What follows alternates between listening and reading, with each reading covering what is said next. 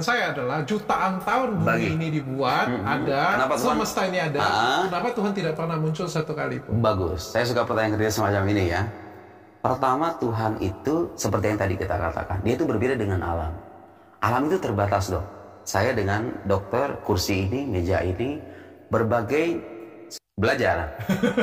Belajar agama. Tapi kalau belajar agama memang lebih bagus kalau di negara Mesir daripada di... Ya kalau ilmu-ilmu keislaman ya, ilmu-ilmu keislaman. Lebih ilmu bagus. keislaman. Ya faktanya karya-karya intelektual yang sampai sekarang dikonsumsi orang Islam itu sebagian besar dari Mesir. Oke, sekarang saya bertanya, kalau kita mau belajar agama Islam lebih bagus di pesantren atau di Mesir?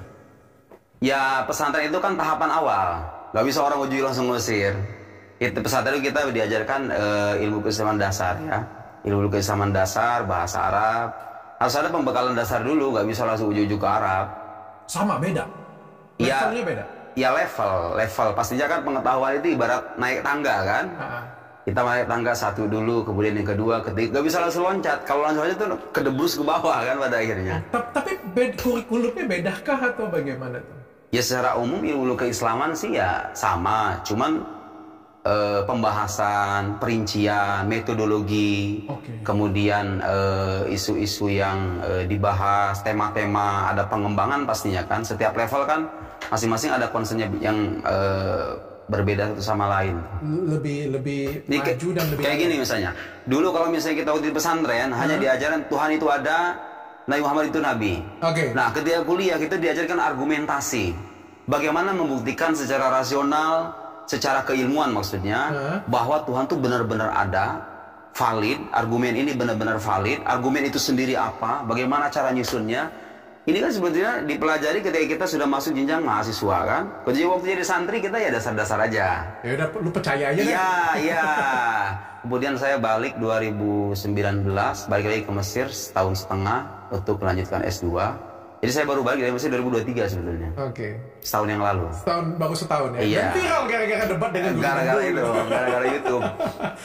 Debat gara-gara apa sih? Rasional anti Tuhan itu ada atau tidak? Jadi gini, kalau beliau itu kan di banyak videonya itu banyak mengomentari segala hal ya, termasuk masalah agama gitu loh. Nah saya agak kaget ketika dia bilang di salah satu video itu, potongan video itu dia bilang akidah Islam itu tidak haram diilmukan. Jadi akidah itu haram diilmukan, Dok. Haram bagi dia. Saya sebagai orang yang bertahun-tahun jurusan akidah kan bertanya-tanya loh, sama ini terus kita mau belajar apa ini kalau bisa haram diilmukan? Kita belajar dongeng gitu maksudnya. Kan enak banget gitu loh. Ngomong dengan sangat mudahnya mengatakan ini bukan ilmiah, ini bukan ilmu. Ya kita penasaran aja, ya kita mengajukan kritik yang sifatnya akademis ya. Kemudian singkat cerita, saya tuh mengkritik lewat slide Instagram, kemudian dibaca mungkin oleh bersangkutan.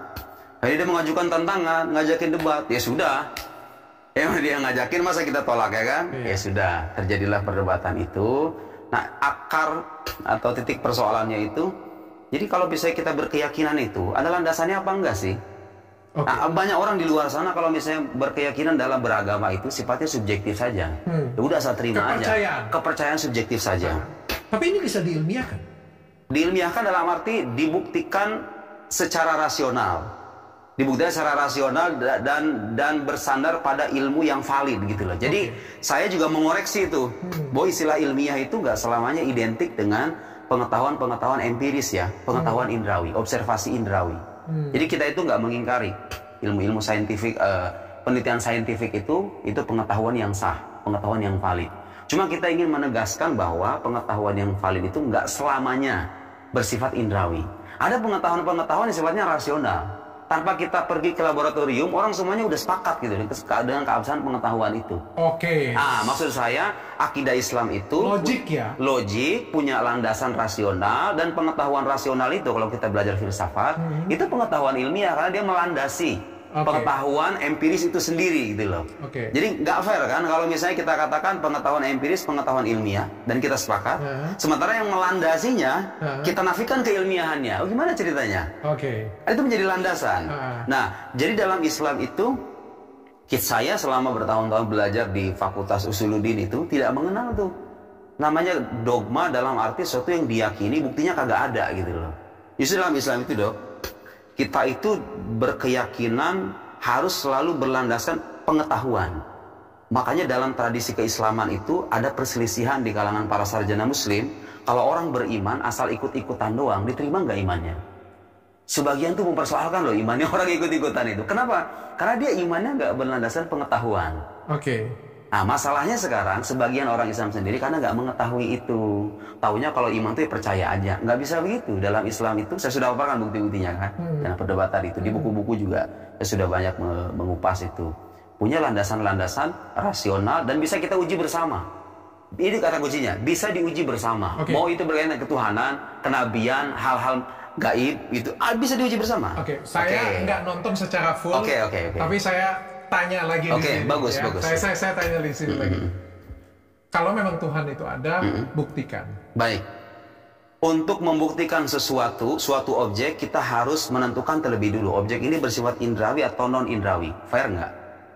Karena nggak selamanya sesuatu itu bersifat indrawi kan? Nah, pasti tidak indrawi. Bagus. Sesuatu yang bersifat indrawi untuk meneliti dan membuktikannya kita menggunakan panca indera. Betul. Menggunakan observasi indrawi. Setuju. Ya kan? Para saintis meneliti itu virus, meneliti berbagai macam komponen di alam semesta ini. Karena terlihat. Bagus. Itu satu. Sensasi terasa. Bagus. Pas masuk ke dalam tubuh ada sesuatu. Iya kan?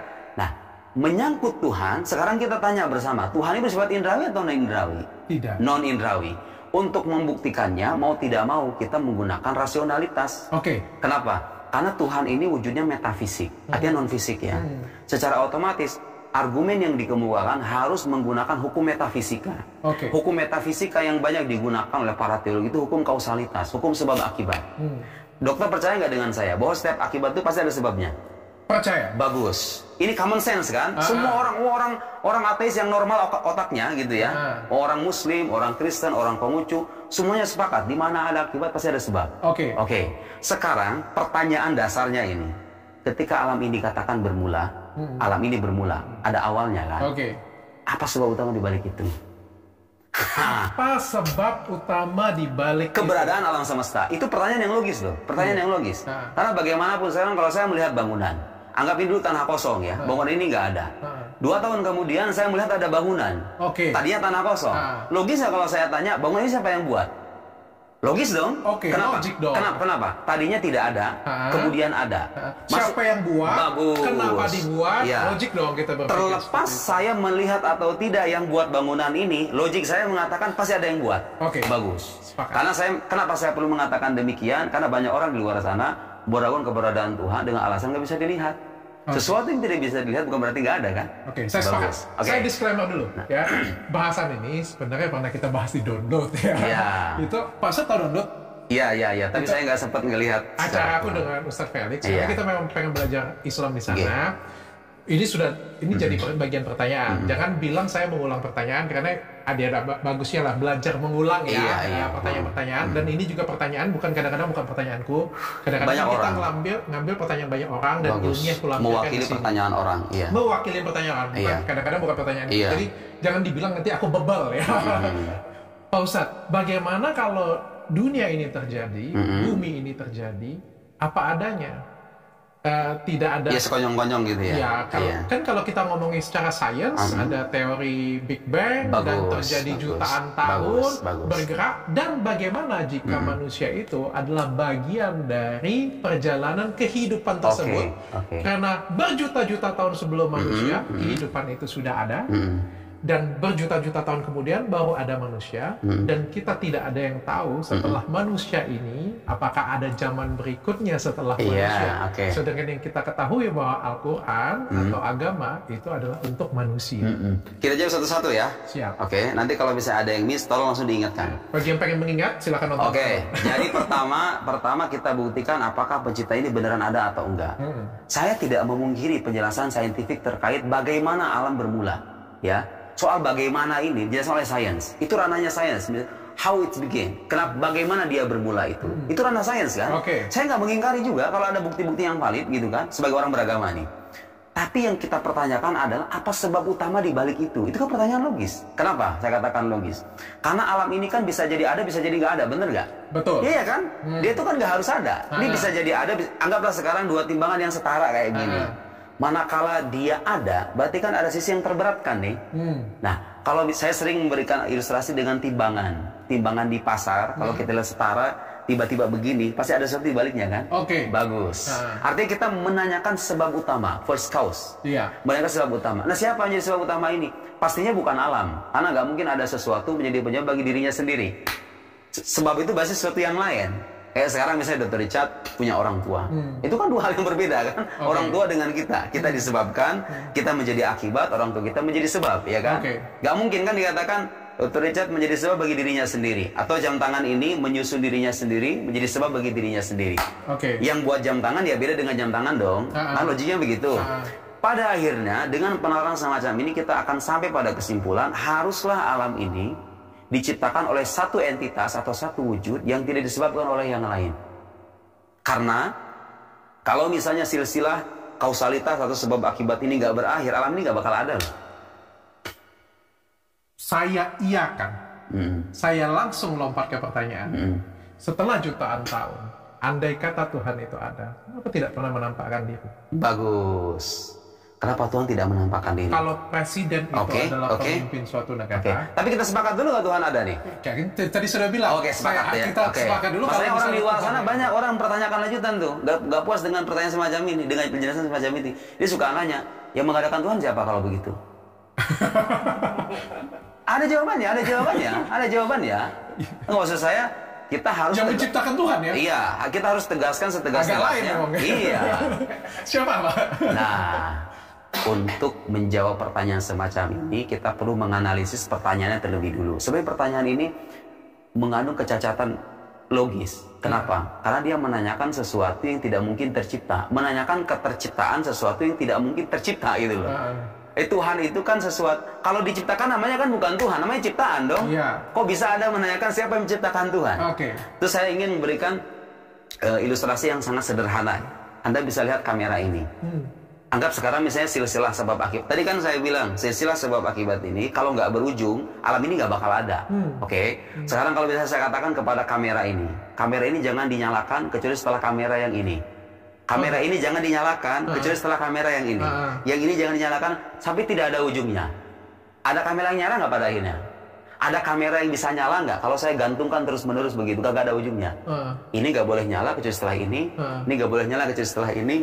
Nggak ada kan? Nggak ada kamera yang nyala, kan? Harus ada satu kamera yang dinyalakan. Nggak usah digantungin. Yang lain akan menyala. Bagus. Nggak usah digantungin kepada yang lain kan? Bagus ya.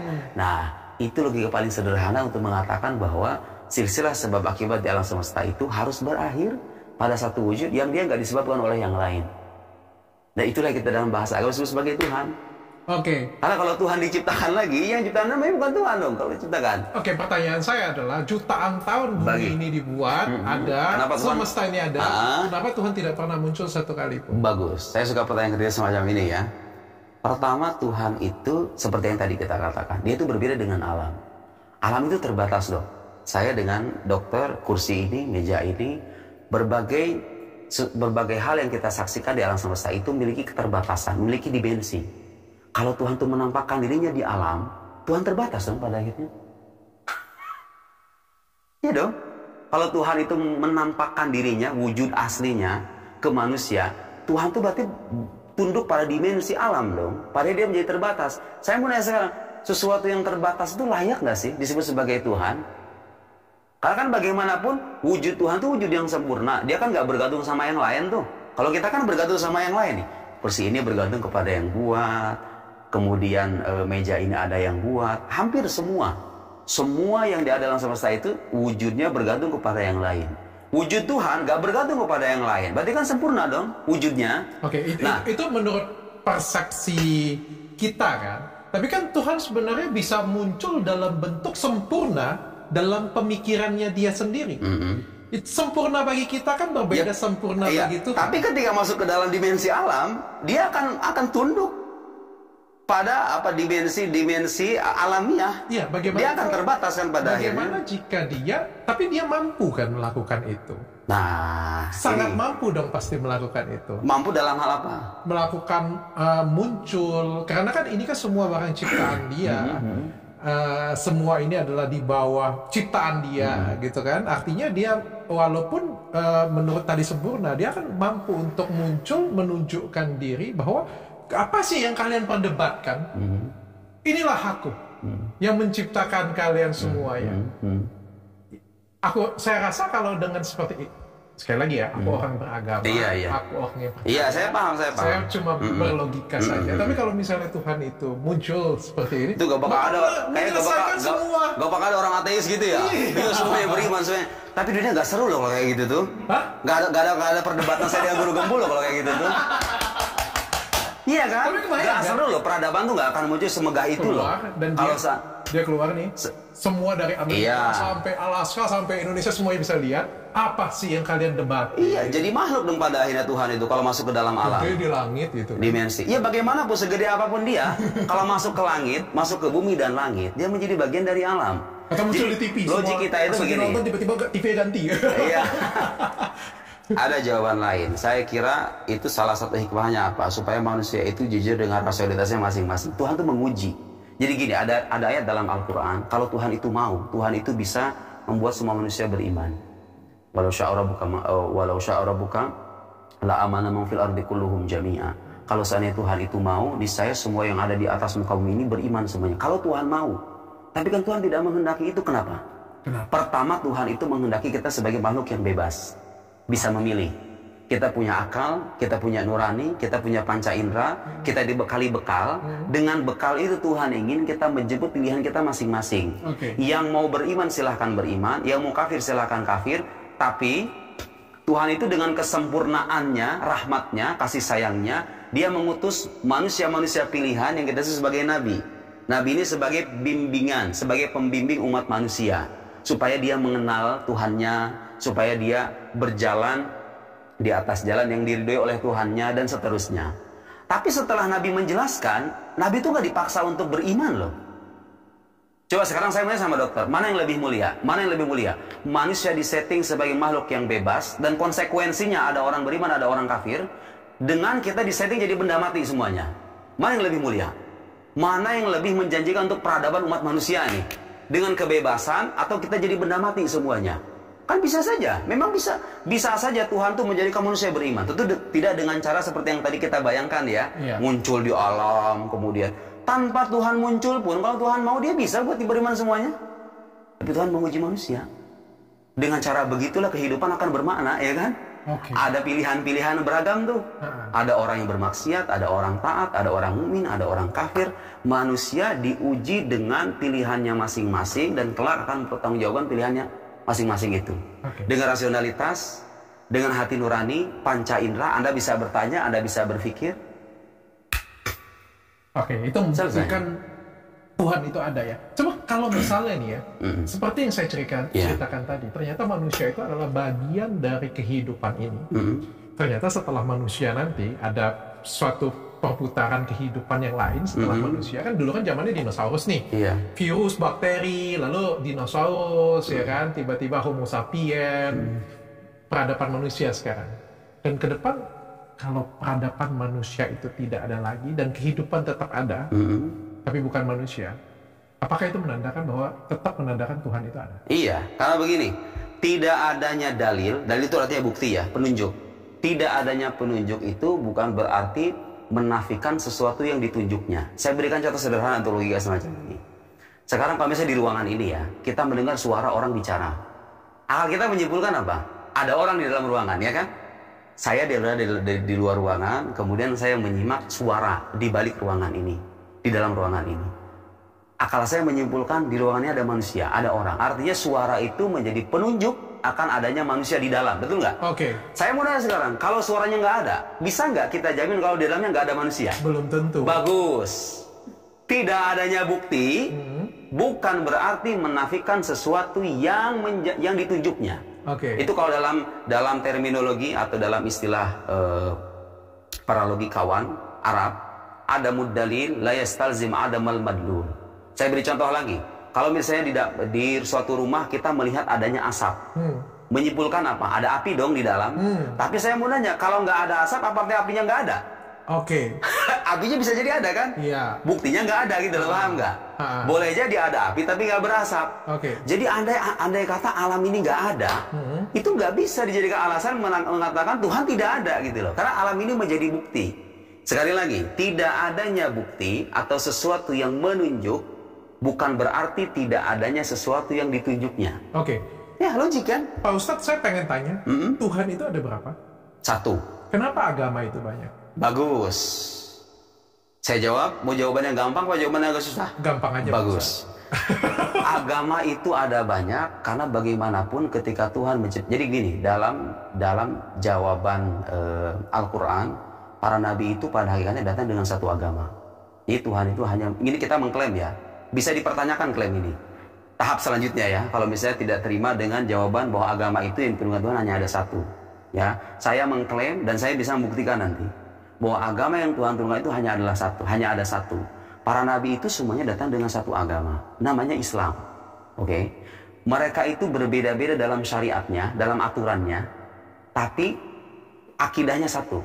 Makanya ada salah satu hadis dalam kitab Sahih Bukhari, kitab Sahih itu salah satu kitab hadis yang otoritatif dalam kesarjanaan Islam. Al-Anbiya auladu allat. Para nabi itu ibarat saudara tiri. Di riwayat lain, ikhwatun li allat, saudara tiri, ummahatuhum syatta wa dinuhum wahid. Ibunya itu banyak, agamanya satu. Ibunya itu maksudnya kiasan dari syariat. Syariat itu beda-beda, tapi agamanya satu. Jadi semua nabi itu datang dengan satu agama. Inti agama ini adalah menyembah Tuhan yang esa dan mengakui mereka semuanya sebagai utusan Allah Subhanahu wa taala. Isa, Musa, Muhammad, Ibrahim, Ismail, Hud, dari mulai Adam sampai terakhir itu bawa satu agama namanya Islam. Makanya kalau kita baca Quran, Nabi Ibrahim itu agamanya Islam. Wasabiha Ibrahim bani wa Yaqub ya bani innallaha astafa lakum dina fala tamutunna illa wa antum muslimun. Kemudian Nabi Yusuf alaihissalam menyebutkan tawaffani musliman wa alhaqni bis salihin. Wafana aku sebagai muslim. Jadi ini saya pengen mengoreksi pemahaman sebagian orang. Islam itu bukan hanya agama Nabi Muhammad. Islam itu agama semua nabi. Mereka itu berbeda syariat, tapi keyakinannya satu. Keyakinannya tauhid. Kenapa kok bisa banyak agama kalau begitu? Karena dalam perjalanan sejarahnya, seperti tadi saya bilang, manusia ini punya kebebasan berkreasi, kebebasan mencari, kebebasan berpikir. Ada agama-agama yang dimunculkan sebagai upaya manusia untuk menjangkau zat yang maha mutlak yang tidak terbatas itu. Jadi ada banyak faktor di balik terbentuknya sebuah agama. Ada rasa kekhawatiran, rasa takut, rasa cemas, ya kan? Orang kadang memunculkan agama-agama baru tuh dengan kreativitas berpikirnya, kemudian mereka berkumpul satu sama lain, berdiskusi, berdialog, mempertanyakan hal yang esensial, lahirlah agama-agama baru. Makanya kita katakan tidak semua agama itu kita katakan benar. Untuk mengatakan agama itu benar, harus terbukti bersandar pada bukti-bukti yang valid. Secara rasional bisa diuji. Jadi kenyataan bahwa Tuhan satu dan Tuhan itu menurunkan satu agama itu tidak menafikan fakta bahwa agama itu memang banyak, tapi kita katakan yang banyak ini gak semuanya benar. Karena untuk mengatakan agama benar, harus terbukti dari Tuhan apa enggak. Didukung oleh rasionalitas atau tidak. Karena satu-satunya tools bagi kita untuk mengukur kebenaran agama itu ya ini. Ya kan? Orang ateis gak percaya Quran, gak percaya Injil, gak percaya kitab suci, tapi mereka percaya dengan akal sehat mereka. Betul? Jadi untuk memastikan ini agama benar atau salah, mau tidak mau kita harus menggunakan ini. Jadi itu ya. Jadi Tuhan itu satu, yang dia turunkan agama itu hanya ada satu. Para nabi itu berbeda-beda dalam syariatnya, tapi keyakinan mereka itu gak berbeda. Karena Tuhannya juga satu. Kalau logiknya begitu, Tuhannya satu, masa agamanya banyak? Agamanya satu dong. Karena dalam agamanya doktrin ketuhanan. Kan Tuhan gak berubah-ubah, dari dulu gitu-gitu aja. Pada kenyataannya agamanya banyak. Iya, tapi gak semua yang banyak ini kita katakan benar. Tidak semua agama yang banyak ini kita katakan benar, karena untuk mengatakan agama benar atau salah harus ada landasan buktinya yang valid. Bisa kita uji bersama. Pasti kalau kita ngomong seperti itu, bagi kepercayaan masing-masing, agama mereka pasti paling benar. Dan kalau kita menguji itu sama-sama, maka akan terjadi perang dunia keempat, kelima, keenam, ketujuh, ke-8. Enggak. Karena ini menyangkut sesuatu yang bersifat teoritik ya. Artinya pengujian ini sifatnya nggak sampai bikin perang, karena ini pengujian teoritik. Ya sudah, kita adu pemikiran saja. Itu loh, tidak, karena begini, bagaimanapun ketika kita mengajukan kritik atau mengajukan argumen, gini loh, ketika misalnya Islam itu mengkritik agama lain, itu nggak menafikan dong kita harus berhubungan harmonis dengan umat agama lain. Tapi poin saya, ketika kita menguji kebenaran agama secara akademis itu sah. Dan tidak mengharuskan dan tidak harus mengotori hubungan harmonis kita sebagai umat yang berbeda keyakinan. Saya paham. Nah, itu maksud saya. Saya paham banget Pak Ustadz, tapi saya tidak begitu percaya dengan, bukan tidak begitu percaya, maksudnya kayak gini. Pak Ustadz kebayang nggak kalau hari ini Pak Ustadz tidak lahir di Indonesia? Apa masalahnya? Kalau misalnya suatu hari Pak Ustadz kebetulan lahirnya di Indonesia dari keluarga Muslim. Iya. Benar? Oke. Bayang nggak kalau misalnya suatu hari Pak Ustadz lahirnya bukan di Indonesia? Iya. Kemudian dari keluarga non-Muslim. Saya lahir jadi non-Muslim juga. Iya.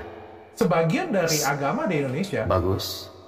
Itu warisan. Dan ini kita bisa ngomong bahwa ini adalah kepercayaan keluarga. Saya paham itu. Dokter kebayang nggak kalau misalnya Pak Ustadz lahirnya di Eropa? Iya. Mungkin Pak Ustadz salah satu ateis. Bisa jadi kan? Dengan logik semuanya itu menjadikan dengan semua kecerdasan Pak Ustadz akan malah menyusun suatu logik. Iya. Logic fallacy gitu. Logical fallacy ya. Iya, bisa jadi. Itu kemungkinan sih bisa terjadi. Dokter sendiri kalau misalnya lahir di keluarga pesantren jadi Muslim sekarang. Benar. Iya kan? Benar. Bisa jadi. Tapi mau saya jawab nggak? Iya. Perlu saya lanjutin nggak jawabannya? Tapi ketika ini keimanan, klaim-klaim ini kalau misalnya mau kita uji secara keilmuan, mau tidak mau kita terikat loh dengan kaidah-kaidah keilmuan itu sendiri gitu kan. Jadi gini, saya tidak mempersoalkan pilihan subjektif setiap umat beragama. Saya kan terlahir sebagai non-Muslim. Ya sudah, saya jadi non-Muslim. Ya sudah, pilihan Anda. Saya sebagai Muslim. Tapi pada akhirnya klaim dan keimanan saya bahwa Islam agama benar, dokter meyakini Kristen sebagai agama yang benar, orang lain meyakini agamanya sebagai agama yang benar, itu pada akhirnya hanya akan menjadi klaim subjektif selama tidak ada landasan buktinya yang bisa kita uji bersama. Kalau Anda mengklaim, kata kuncinya adalah kalau Anda mengklaim agama Anda itu benar dalam arti punya landasan keilmuan, mau tidak mau, kita akan dua tanda petik dipaksa untuk menyajikan argumentasi kan pada akhirnya. Nah, ini yang saya tempuh. Orang kalau misalnya nanya Islam itu benar apa kagak sih, saya ngajarin buktinya. Terserah Anda. Saya tidak memaksa Anda untuk ikut agama saya. Saya tugas Nabi saja dalam Al-Quran, in alaika illal balag. Tugasmu itu hanya menyampaikan saja. Jadi kalau sekelas Nabi aja sama Tuhan suruh menyampaikan doang, saya siapa gitu loh. Manusia tinggal memilih. Bagus. Jadi poin saya, fakta bahwa kita itu masing-masing hidup di lingkungan umat agama berbeda, kita perlu ingat bahwa kita semua punya kesempatan yang sama untuk mencari kebenaran. Kita punya akal sehat, kita punya panca indera, kita punya nurani, kita bisa bertanya, kita bisa berpikir. Kenapa kita tidak sama-sama menggunakan itu semua? Saya sepakat. Nah, masalahnya adalah ketika kita lahir, kita nggak bisa memilih kita lahir dari rahim. Iya, betul. Tapi ketika dewasa? Sebentar, Pak Ustadz. Kita lahir, kita nggak bisa pilih. Betul. Ada yang lahirnya dari agama keluarga yang Buddhis, ada yang lahirnya dari keluarga ateis, ada yang lahirnya dari keluarga Katolik, ada yang lahirnya dari pesantren. Iya. Kan? Ada yang pesantrennya bagus, ada yang pesantrennya abal-abal, pokoknya macam-macam lah ya. Bagus. Dan kita nggak bisa memilih itu. Dan ketika kita lahir, kita juga nggak bisa memilih lingkungan kita kadang-kadang. Bagus. Kadang-kadang kita ketemu dengan Pak Ustadz yang hebat, mampu menjelaskan secara logik dan mendapatkan kesempatan untuk belajar. Nggak semua orang dapat kesempatan seperti saya duduk dengan Pak Ustadz Nuruddin, dapat kesempatan dengan Ustadz Felix Xiao, dapat kesempatan dengan Ustadz-Ustadz besar duduk ngajarin saya secara langsung dan ngasih tahu saya ini ilmu yang benar. Oh iya, kebetulan saya beruntung. Tapi tidak semua orang betul. Seberuntung itu, dan kadang-kadang bertemu dengan pemuka agamanya masing-masing yang mampu menuntun sampai seilmunya mereka. Kesempatan dari kita ini tidak pernah sama, Pak. Bagus. Baik, iya. Boleh saya jawab? Sehingga akhirnya mereka meyakini apa yang diyakini. Tapi pada intinya pertanyaan saya mungkin lompat supaya tidak jadi perdebatan. Yang mana yang lebih penting? Agamanya atau perbuatannya? Dua-duanya penting. Iman itu penting, perbuatan itu penting. Karena bagaimanapun yang lebih penting. Dua-duanya nggak bisa dipisahkan. Itu ibarat dua sisi. Makanya dalam Al-Quran itu biasanya kalau menyebut kata beriman itu disandingkan dengan amal saleh. Karena begini, kalau orang mau aku beriman kepada Tuhan, aku beriman kepada Muhammad, tapi nggak ada bukti konkretnya gitu loh. Orang mempertanyakan kan, bagaimana kalau Muslimnya kuat, sholatnya bagus, agamanya bagus, tapi kelakuannya tidak bagus, dengan seseorang yang non Muslim, yang kelakuannya sangat baik, sangat terpuji, tapi ibadahnya kacau. Kita jawab satu-satu dulu ya. Kita jawab satu-satu dulu. Saya akan menjawab semuanya. 3 jam pun saya ladeni. Serius. 3 jam saya ladeni. Tapi kita perinci satu-satu. Jadi pertanyaan pertama seputar mana yang lebih penting? Iman dalam arti beriman atau beramal saleh atau berbuat baik. Itu kan pertanyaan dasarnya itu kan. Jawaban saya dulunya sama-sama penting. Kenapa? Karena iman itu mengatur hubungan vertikal kita dengan Tuhan. Kita ini berbuat sebagai orang beragama nih. Kita kan goalnya, tujuan utamanya adalah mencari keridhaan ilahi kan. Kita pengen diridhoi oleh Tuhan nih sebagai orang beragama ini.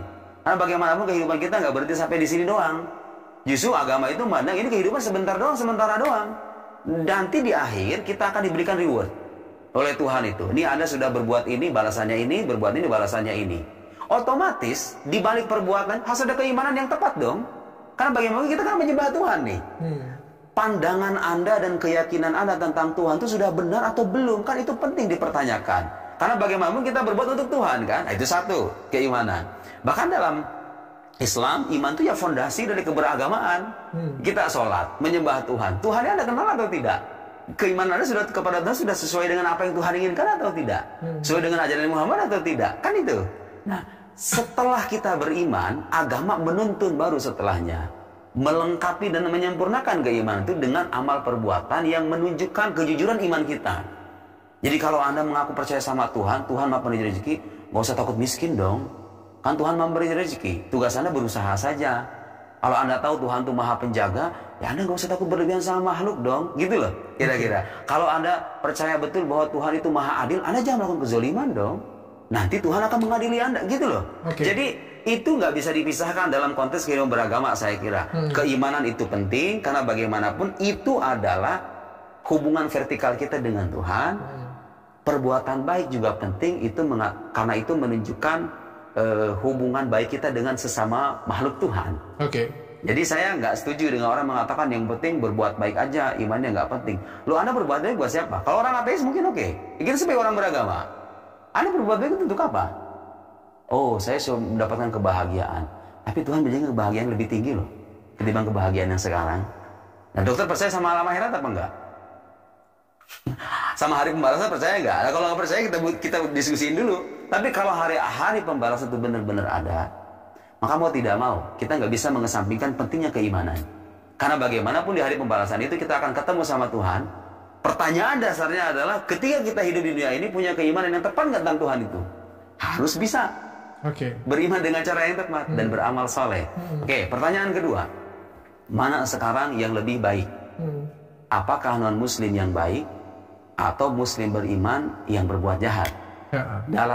Dalam kacamata manusia, jelas jawabannya kebaikan itu karena dilihat langsung hasilnya. Saya rasa sebagian orang akan mengatakan lebih baik inilah, ya kan? Lebih baik orang yang berbuat baik ini kan? Sekalipun dia non-muslim, kebanyakan orang. Tapi kita perlu ingat bahwa kalau misalnya Tuhan itu benar-benar ada, ya, dan kita sudah buktikan keberadaannya. Kalau belum puas kita bisa buktiin lagi. Kalau Tuhan itu benar-benar ada, bagaimanapun keimanan kepada Tuhan itu hal yang paling mendasar loh, yang nggak bisa kita abaikan. Jadi amal perbuatan kita itu terlihat tidak bermakna di mata Tuhan kalau kita nggak punya keimanan itu. Di mata Tuhan loh ya, di mata Tuhan, artinya di mata agama. Ya iya dong, dia mengingkari keberadaan Tuhannya. Kemudian dia berbuat baik. Jadi gak bermana dong perbuatan baik ini. Wong Tuhannya sendiri gak diakui kok. Iya kan? Paham ya? Tapi dalam kacamata manusia, karena kita melihat langsung bahwa efek dari perbuatan baik seseorang, kita mengatakan masih mending inilah. Dalam pandangan sudut pandang kita begitu. Tapi kalau kita bicara dalam pandangan agama gak bisa begitu. Dua-duanya sama-sama kurang gitu loh. Paham nggak? Muslim yang beriman kemudian tidak merefleksikan keimanannya dengan tepat, mengejawantahkan dengan tepat, itu dipandang kurang. Orang non-muslim yang tidak beriman berbuat baik sama-sama kurang. Yang benar gimana? Orang beriman dan berupaya untuk beramal soleh. Yang mana yang lebih baik? Yang mana? Pertanyaannya yang mana yang lebih baik? Ya itu tadi dalam kacamata Anda dulu. Personal mungkin. Ya kalau dalam kacamata saya dua-duanya sama-sama kurang, nggak bisa. Dalam kacamata saya. Ya, karena bagaimanapun kita kan tergantung dari mana kita ingin melihat. Kalau dari kacamata saya, Pak Ustadz, kalau dari kacamata saya, ini tidak sama-sama kurang, malah kelewatan kurang, Pak Ustadz. Karena kalau misalnya nih ya, kita sekolah. Saya sekolah nih, tinggi-tinggi. Saya sekolah tinggi-tinggi, terus saya setelah jadi dokter, saya melakukan ujaran kebencian. Saya ngata-ngatain orang, saya menghina orang, saya menjelek-jelekan orang, saya merendahkan orang. Dengan orang yang tidak sekolah, tapi santun. Menurutku, aku sangat kelewatan. Kenapa? Sudah sekolah, lu sudah beriman dengan Tuhan, sudah belajar, tapi lu nggak mampu refleksikan itu. Kenapa itu bisa terjadi? Kenapa itu bisa terjadi? Apapun ini kan, ini bukan cuma soal agama. Karena setiap orang mungkin dibekali ilmu agama. Tapi setiap orang juga punya pribadi masing-masing. Saya ingin mengoreksi, betul. Saya sepakat. Kecerdasan jadi memang, dan kedewasaan masing-masing. Iya, ada orang-orang beragama yang tidak bisa mencerminkan ajaran agamanya. Tapi saya mau jawab kenapa itu bisa terjadi. Jawabannya, Dok, karena pada akhirnya itu orang beragama, mau Muslim, mau Kristen, apapun agamanya, dia adalah manusia yang punya hawa nafsu. Kadang-kadang manusia itu gagal dalam melawan hawa nafsunya, dorongan nafsunya kadang lebih kuat ketimbang bisikan nalarnya. Pada akhirnya apa? Dia mengabaikan tuh perintah-perintah Tuhannya, kemudian mengerjakan larangannya, karena saya ulangi ya, pemahaman tentang agama itu berbeda dengan pengamalan terhadap agama. Sepakat nggak dengan saya? Bisa jadi orang gelar doktoral dalam bidang ilmu agama, bisa jadi loh. Pemahamannya dalam sekali. Bicara halal dan haram itu fasih, bicara dalil Al-Quran, bisa jadi hafal Al-Quran. Tapi ternyata itu tidak mencerminkan perbuatannya. Bagus. Kenapa? Karena dia adalah manusia yang punya dorongan nafsu itu. Setiap orang itu dibekali dengan dorongan nafsu itu. Ada yang berhasil mengontrol, ada yang gagal. Orang beragama sendiri, banyak yang gagal. Jadi pada akhirnya kita perlu fair untuk mengatakan bahwa agama itu pada dasarnya mengajarkan manusia untuk kebaikan, menuntun, ya. Tapi kan masalahnya tuntunannya nggak selamanya diamalkan, karena manusia punya kebebasan. Masalahnya, yang satunya lagi nggak belajar agama lebih dalam. Atau misalnya sekolahnya nggak tinggi-tinggi banget, yang tadi saya bilang tadi, sekolahnya nggak tinggi-tinggi banget, tapi menguasai, mengetahui esensi dari belajarnya tadi. Misal nih, misal saja saya tidak belajar sedalam Pak Ustadz, nggak sedalam Pak Ustadz. Tapi saya percaya dengan Tuhan, saya percaya dengan Nabi Muhammad, saya gitu punya. Saya nggak sholat, saya nggak ngaji, saya nggak baca, saya nggak wudhu, saya nggak apa. Tapi saya mengamalkan Islam jauh lebih baik. Saya tidak menyakitin orang, tutur kata saya baik, saya selalu membantu orang. Nah, menurut saya tentu saja orang tersebut lebih mengetahui esensi dari agama. Dalam sisi itu, dalam sisi moral dia lebih baik, Dia nggak ada perselisihan di antara kita secara moralitas. Tapi kan kita bicara nggak hanya dari sudut dan perspektif kita saja. Agama mandang orang ini kayak gimana gitu loh. Makanya kalau kita bicara ini kan, kita bicara konsep keberagamaan kan, dari sudut pandang ilahi, dari sudut pandang agama yang telah diturunkan oleh Tuhan ini orang kayak begini gimana gitu loh penilaiannya. Dari penilaian kita kita bisa berbeda pendapat, itu nggak mempengaruhi agama gitu loh. Perbedaan kita ini, saya bagi dokter, bagi saya kita sepakat nih orang lebih bermoral nih, lebih bermoral ketimbang orang Muslim. Pertanyaannya sekarang dari sudut pandang agama itu sendiri. Religion, Islam in itself, Islam pada dirinya sendiri. Pandang gitu agama pasti ukurannya agama. Pertanyaannya mungkin kayak gini, kalau misalnya ada hari penghakiman itu datang, Tuhan akan mengukur dari jumlah sholat, jumlah baca ngaji, atau jumlah dari perbuatan kita. Semuanya akan diperhitungkan. Tapi yang pertama kali ditanya itu apa? Keimanannya dulu. Nah, kan Tuhan yang mengadili, Tuhan yang menciptakan, Tuhan mengadili, dia sudah diberikan nikmat oleh Tuhan. Dia percaya nggak sama Tuhannya? Nggak percaya. Ya semuanya tidak bermana dong perbuatannya. Wong tuanya sendiri nggak dipercayai kok. Kayak dokter misalnya punya karyawan nih, nggak ngakui dokter sebagai atasannya, itu kurang ajar banget kan? Iya kan? Udah dikasih gaji. Tapi kerjaannya lebih bagus. Ya tapi tetap kurang ajar kan? Tetap kurang ajar kan? Kalau misalnya dia nggak. Tapi kalau dia nggak percaya dengan Tuhan, apakah semua perbuatan baiknya gugur? Iya. Kenapa? Kalau dia percaya dengan Tuhan, semua perbuatan kita itu kadang-kadang cara pandangnya hanya terfokus pada satu titik, nggak berpandang secara holistik. Pandanglah sesuatu secara holistik, secara menyeluruh. Kita kalau melihat perbuatannya doang, kok bisa ya? Kok bisa itu? Hanya karena tidak beriman, kemudian misalnya menjadi sia-sia gitu kan? Tapi jangan lupa, Tuhan itu meminta kita untuk beriman kepadanya. Amal kita ini akan bernilai di matanya kalau kita beriman terlebih dulu kepadanya. Anda mengabaikan sisi yang paling dipentingkan oleh dalam agama ini gitu loh. Ya Anda tidak bernilai pada akhirnya. bukan berarti ya, mohon maaf, bukan berarti saya mengatakan demikian, bahwa lebih penting, yang penting orang beriman, udah terserah lu dah ngomong kayak gimana aja, berbuat apa aja, nggak begitu. Justru kita ingin menekankan sama orang-orang bahwa iman itu penting, karena bagaimanapun kita menyembah Tuhan, cara kita melihat Tuhan, cara kita meyakini Tuhan itu harus tepat. Beramal juga penting, karena dia adalah pengejawantahan dari keimanan. Kalau bisa ditimbang-timbang, mana yang paling mendasar? Yang paling mendasar keimanannya. Oke, saya jadi kangen download ini. Iya. Saya kangen download. Tapi kita langsung konkret aja ya pertanyaannya. Ada bukan tidak beriman lah kita ngomong ya. Yang nggak peduli lah ya dengan keimanan apapun itu. Tapi berbuat baik nih. Kita anggap saja ya. Kita anggap saja ada orang seperti itu. Satunya lagi Pak Ustadz nih. Pak Ustadz rajin mengaji, soleh dan lain sebagainya. Tapi ternyata min santri. Iya, terjadi. Banyak kan yang seperti itu kan. Oke, hari penghakiman.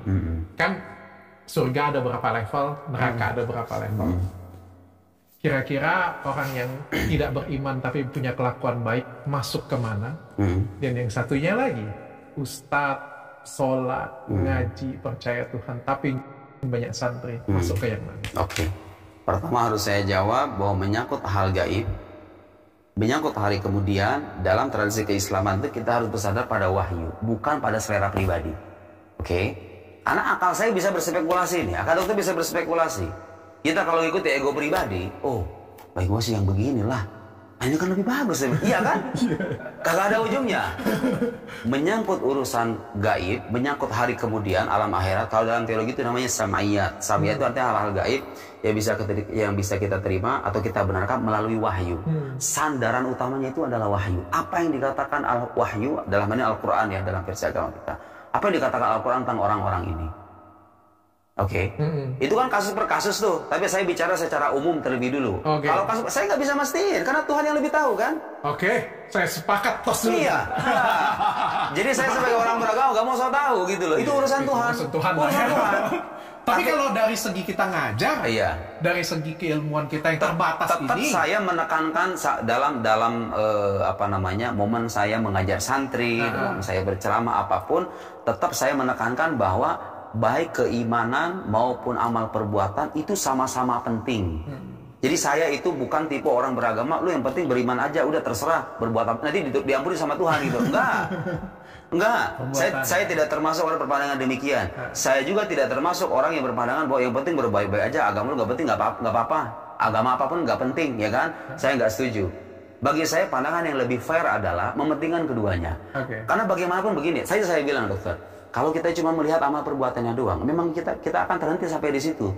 Pandangan kita ini lebih baik lah dari sisi ini. Ya dari sisi itu. Kenapa Anda mengabaikan unsur keimanan yang paling mendasar ini? Karena bagaimanapun sosok yang Anda ingkari itu pencipta alam semesta loh. Anda nggak tahu diri loh. Ketidaktahuan diri Anda itu kedurhakaan luar biasa loh. Iya kan? Jadi intinya orang yang tidak mengakui Tuhan tadi atau nggak peduli siapa Tuhannya, tapi berbuat baik, itu masuk neraka atau enggak? Nah, saya mau sekarang jelaskan. Saya harus hati-hati nih, supaya nggak dianggap egois ya.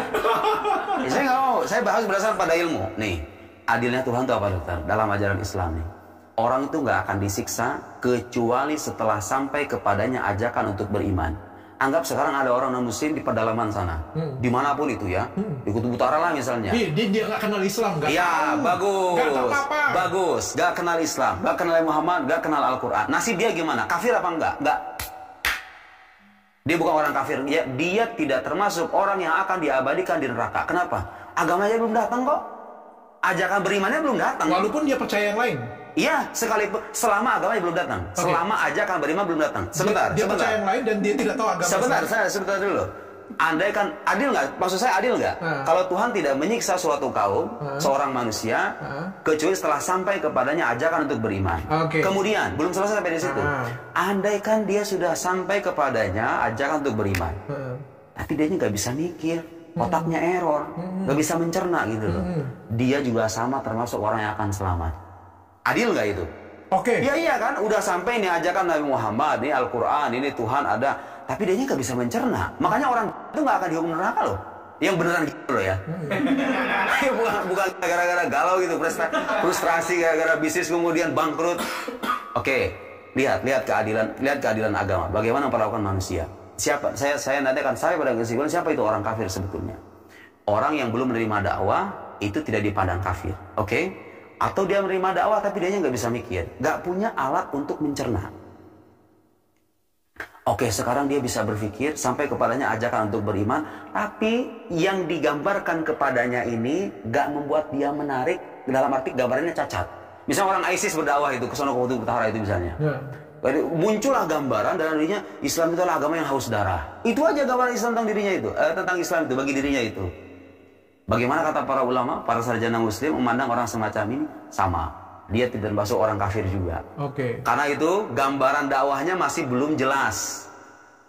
Tahu nggak siapa yang dikatakan kafir yang betul-betul akan disiksa oleh Tuhan itu? Orang sudah sampai kepadanya dakwah atau ajakan beriman. Dia bisa berpikir dan mencerna ajakan itu.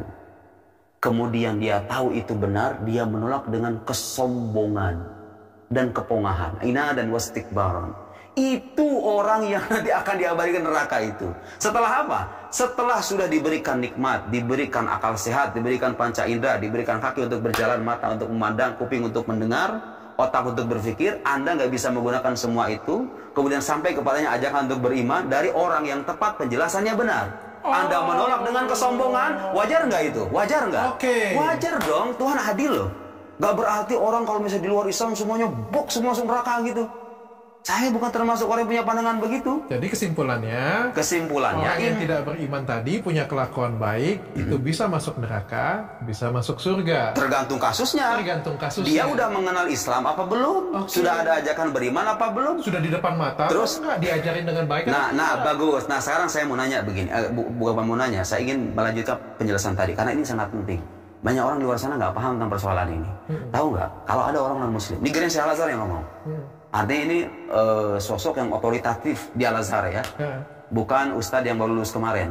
Saya mengutip. Kalau ada orang non-muslim, lihat keadilan Islam dalam memandang umat agama lain. Ada orang non-muslim, dia mencari kebenaran sampai kepadanya dakwah, maksudnya ya, ini sampai kepadanya dakwah dengan cara yang tepat, oke? Kemudian dia bisa mencerna ajakan itu. Kemudian dia terus mencari dan berpikir, mencari dengan penuh ketulusan dan kejujuran. Tiba-tiba belum sampai, mati tengah jalan. Tahu nggak dihukum kafir apa enggak dia? Kalaupun dia itu masuk neraka, kata guru saya di Al-Azhar itu, dia tidak akan diabadikan di neraka. Karena Tuhan akan mengukur kejujurannya itu, mempertimbangkan dan menghormati. Ilmu baru nih saya. Iya. Jadi baru kan? Kalau di Indonesia, walaupun kita ada agama Islam, kan ada beberapa suku, bangsa dan lain sebagainya melihat Islam itu mungkin bukan agama yang baik, mungkin kan ada beberapa orang merepresentasikan masih proses belajar, dan dia belum mendapatkan guru yang tepat, walaupun dia terus bukan belajar. Islam, itu bukan kafir juga. Iya, kafir dalam arti yang diabadikan neraka itu. Iya, bukan adil kan? Tentu seperti itu ya. Belum tentu adil kan? Makanya saya nih secara pribadi kalau melihat orang non Muslim, ya kadang kita berbaik sangka aja, mungkin dia sedang proses, Dr. Richard masih proses nih. Misalnya kalau ya. Misalnya Dr. Richard duduk di sini, sudah ketemu dengan si ini, diajari dengan baik, dikasih contoh dengan baik, dikasih lihat dengan baik, dikasih lihat terang benderang, tapi masih tidak memilih itu yang disebut dengan kafir. Iya. Kalau dia dengan kesombongannya menolak. Tapi jadi maksudnya begini. Jadi kayak saudara, 1 tambah 1 sama dengan 2. Dia nolak gitu. Nah, itu. Dan tahu nggak kalau kita baca sejarah Islam, orang-orang kafir itu rata-rata begitu loh. Tapi kalau saya coba pelajarin dulu ya, saya coba baca lagi. Gak jadi masalah, silakan belajar. Bukan kafir ya seperti jadi itu. Jadi selama ada kejujuran untuk mencari kebenaran, ya. Karena dalam hidup terus cari kebenaran. Iya kan? Ini maksud saya makanya begini. Nah, tadi nyambung dengan persoalan Jaka sama Dr. Richard tadi. Saya terlahir sebagai orang Kristen, saya terlahir sebagai orang Hindu, orang Buddha. Tapi Mas, Mbak, kita semua sama-sama punya akal sehat, sama-sama punya kesempatan untuk mencari kebenaran. Ayo kita belajar sama-sama. Sampai atau kagak, itu urusan Tuhan dah untuk pada akhirnya. Saya sepakat. Iya kan? Ini sesuatu hal yang membingungkan. Saya podcast 2 kali, ini podcast ketiga bahas ini. Tapi kita tipis-tipis saja ya. Orang transgender mengubah jenis kelamin dari laki-laki ke perempuan. Ya kalau di agama tentu saja kita berbicara ini salah, ya. Pasti salah. Masuk ke pengadilan, keputusan pengadilan pindah jenis kelamin menjadi perempuan. Pertanyaannya adalah, bolehkah dia beribadah? secara Islam? Kalau soal boleh atau tidak itu kan pilihan, tapi diterima atau tidak itu pertanyaan lebih tepatnya begitu. Oke, menurut Pak Ustadz. Kalau diterima atau tidak kan itu sekali lagi soal diterima atau tidak ya, itu hak prerogatif ilahi. Tapi sah atau tidak, nah itu pertanyaannya lebih dasar. Sah atau tidak secara fikih. Misalnya ada orang laki-laki, jenis kelaminnya laki-laki, kemudian perempuan, kemudian umroh. Kan ketentuan untuk laki-laki dan perempuan kan beda dong. Belum sampai umroh. Jadi enggak, maksudnya gini loh, enggak dalam ibadah apapun. Ada ibadah-ibadah yang ketentuannya itu berlaku bagi laki-laki, nggak berlaku bagi perempuan. Ada yang sebaliknya. Jadi yang transgender itu dilihat jenis kelamin asalnya apa. Dia terikat dengan jenis kelamin asalnya. Jadi kalau misalnya sekarang, misalnya perempuan kan wajib menutup aurat dalam sholat ya. Saya sepakat Pak Ustadz. Ya kan? Jadi kalau soal sah atau tidak dilihat. Kalau misalnya dia jenis kelaminnya laki-laki mengikuti hukum perempuan ya dia batal, nggak sah sholatnya. Saya sepakat Pak Ustadz. Ya kan? Sekarang kita anggap saja seperti ini Pak Ustadz. Kasus ini beliau ada di umroh, penampilannya seperti perempuan, rambutnya panjang, punya buah dada, sudah potong kelamin juga. Kalau dia baris punya nafsu ke laki-laki, ya kan pasti kan? Asalnya laki-laki ya? Ya asalnya laki-laki menjadi perempuan dan punya nafsu ke laki-laki loh. Ya kan? Laki-laki beneran yang punya nafsu sama laki-laki juga ada. Iya. Ini kasusnya kan gini. Laki-laki menjadi perempuan, mengubah semua atributnya, dan dia kan punya orientasi seksualnya kan kepada laki-laki sudah pasti, ya kan? Pergi ibadah, dikomplain. Nah ini kita berbicara logik ya. Aku nggak berbicara benar atau tidak, karena ini kan benar atau tidak ya mungkin orang yang lebih berwajib lah yang memutuskan saja ya. Kita diskusi sebagai akademisi sama-sama di sini. Ini serba salah Pak Ustadz. Kalau dia baris di tempat laki-laki, maka dia nafsu dengan laki-laki tersebut. Laki-laki tersebut juga kalau nyenggol dia ada buah dada. Kalau dia berada di tempat perempuan menggunakan hijab, mukena dan lain sebagainya, penistaan agama, serba salah nih Pak Ustadz. Kalau dia pakai baju laki-laki, maka petugas ngelihat paspor dia, lu perempuan, kok pakai baju laki-laki? Kalau dia di tempat perempuan sampai di Indonesia, you laki-laki awalnya, maka Anda penistaan agama. Saran saya sih ya, kalau ada pelencengan penyelewengan semacam itu, cara terbaiknya itu diingatkan. Ya sudah, tanpa ada menjustifikasi atau menghujat. Tapi kalau dari perspektif fikih, yang tadi saya bilang, bagaimanapun orang itu terikat dengan jenis kelaminnya gitu loh. Jadi ketentuan agama ini kalau berlaku bagi laki-laki, udah dia laki-laki, hukum asalnya. Ada itu namanya, istilahnya kalau dalam fikih itu namanya, jadi ada orang sejak awal itu jenis kelaminnya 2. Namanya khuntha muskil apa gitu kan, ya kan? Nah, kalau itu kan dia bisa memilih. Nah, kalau itu bisa memilih nggak ada masalah. Iya, justru dalam agama itu ada pandangan negatif terkait orang-orang yang identitas aslinya laki-laki, kemudian dia berubah menjadi perempuan. Itu ada penilaian yang sangat negatif terkait orang-orang semacam ini. Tapi sikap kita ini sebagai sikap yang arif dan bijaksana, saya kira orang-orang semacam ini perlu pendampingan aja sih. Perlu yang mengingatkan, kemudian menyadarkan gitu. Pak Ustadz, mungkin kayak gini. Simpelnya saya akan buat, andai kata orang itu datang dan berkonsultasi dengan Pak Ustadz dan menganggap Pak Ustadz adalah gurunya. Pak Ustadz, saya sudah keadaan seperti ini, tapi saya pengen beriman kepada Tuhan, saya pengen ke tanah suci. Saya baiknya pakai dia bisa kok seperti apa? Kembali kepada identitas aslinya, dia bisa kok. Maksudnya? Ya dia menunjukkan identitas asalnya, kembali ke identitas asalnya kan dia bisa. Dengan berproses ya, Kita hargai proses itu gitu. Kita anggap seperti ini Pak Ustadz. Ini kita berandai-andai ya, kita berandai-andai karena sebenarnya kasus seperti ini kan banyak di Indonesia, cuma kita menutup mata saja, ya kan? Orang seperti ini kan konsultasi dengan Pak Ustadz. Aku nggak bisa.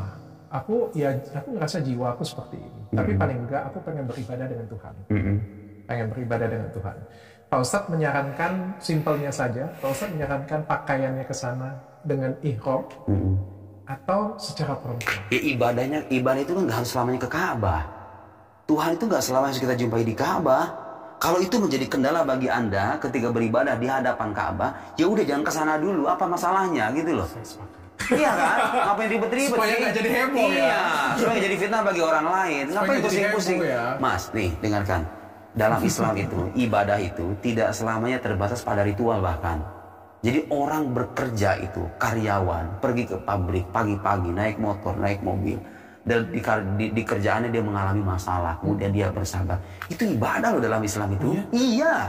Saya nggak mengarang-arang, saya belajar agama beneran. Betul-betul Tuhan itu menilai kita sebagai hamba itu dengan profesi kita masing-masing. Jadi Anda jangan mengira orang yang sholat ratusan rakaat di masjid itu lebih mulia ketimbang karyawan-karyawan pabrik yang bercucuran keringat setiap hari. Jangan pernah mengira itu. Karena boleh jadi orang yang ratusan rakaat ini, ya hidupnya biasa, hujan-hujan, hidupnya sederhana. Dia bisa ibadah dengan nyaman karena dia itu nggak punya banyak beban. Sementara orang kedua ini, bercucuran keringat ini, dia dikasih ujian yang berat oleh Tuhan dan dia bersabar. Tahu nggak janji Quran apa? Innama yuwaffas sabirun ajrahum bighairi hisab. Sesungguhnya orang-orang bersabar itu akan dibalas dengan balasan yang tidak terhitung. Tidak bisa dihitung, saking gedenya balasannya orang bersabar itu nggak bisa dihitung. Di cara pandang orang beragama yang kadang-kadang dilupakan. Kadang-kadang cara pandang yang diajarkan oleh agama yang kadang dilupakan oleh orang beragama itu sendiri. Misalnya kalau disebut kata ibadah itu artinya apa?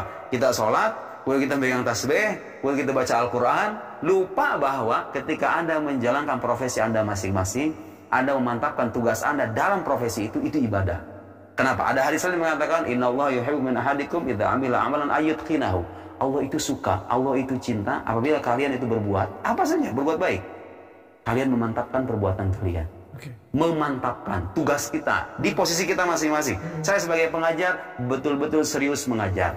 Dokter sebagai apa namanya? Itu bentuk ibadah. Iya, bentuk ibadah. Jadi kalau misalnya aku terhalang nggak bisa ke Ka'bah, soal masalahnya apa gitu loh. Tunda aja dulu sampai Anda benar-benar jadi laki beneran. Iya, sampai Anda jadi laki beneran. Udah jadi laki beneran, baru ke sono. Atau perempuan beneran nggak mungkin lah ya. Nah, kan gitu. Sesederhana itu kan, sesederhana itu. Daripada bikin heboh ya. Pak Ustadz, mungkin ini terakhir Pak Ustadz. Aku bikin acara sekali lagi ya. Aku disclaimer ya. Aku tuh sebenarnya seneng bikin ngobrol seperti ini Pak Ustadz. Iya. Aku senang karena apa? Sebenarnya diskusi kita kan buat orang lain tuh jadi lebih pintar. Iya. Karena kan nggak sedikit orang yang punya pemikiran yang aku representasikan. Iya. Ya kan? Nggak semua orang tuh ikut. Betul. Saya senang juga pertanyaan kritis begitu. Dengar Pak Ustadz kayak gitu punya. Tapi kan di luar sana ada banyak yang non Muslim ataupun juga Muslim yang mungkin belum taat punya pemikiran seperti itu dan harus untuk dijelaskan oleh Pak Ustadz. Pak Ustadz, pertanyaan terakhir kayak gini. Aku bikin 31 episode Dondot. Dan menurutku itu mahakarya yang luar biasa. Aku nggak pernah aku hampir bilang itu mahakarya yang luar biasa. Setiap judulnya aku pikirkan dengan precise. 31 hari belajar dengan Ustadz Felix Chow dan Ustadz Dennis Lim pada waktu itu. Kita belajar per topik. Apakah Tuhan itu ada? Apakah takdir itu ada? Apakah surga neraka itu ada? Apakah gibah itu diperbolehkan, apakah berbuat banyak banget, dan menurutku itu salah satu karyaku yang luar biasa. Kekecewaanku adalah pada saat acara itu jalan, itu banyak banget yang memaksakan manfaat dan berubah. 1 bulan setelah Ramadan, orang balik ke setelan awal, Pak Ustaz. Ya, itulah manusia. Balik ke setelan awal, bahkan lebih parah daripada itu, Pak Ustaz. Aku kasih contoh ya Pak Ustadz ya. Zaman sekarang kita